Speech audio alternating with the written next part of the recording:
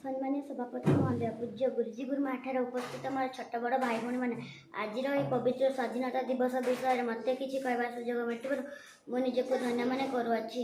आज आम आम देशर 79तम स्वाधीनता दिवस पालन करुच्छु। मुझे आज पवित्र स्वाधीनता दिवस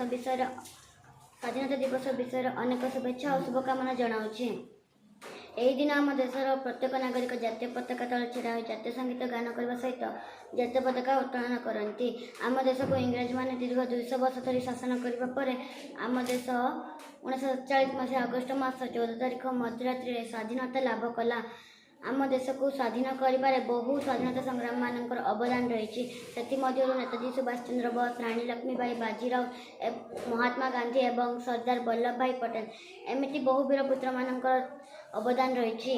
यही सब वीरपुत्र मानकर त्याग और बलिदान को स्मरण करने उद्देश्य यही दिन को स्वाधीनता दिवस रूपे पालन करुच्छू। आम समस्ते आम जन्ममाटी भारत मार सदासर्वदा सम्मान रक्षा करवा उचित। आम समस्ते भारतीय बोली निजक गर्व करवा उचित। मुझे कही मोर वक्तव्य शेष करुच्ची।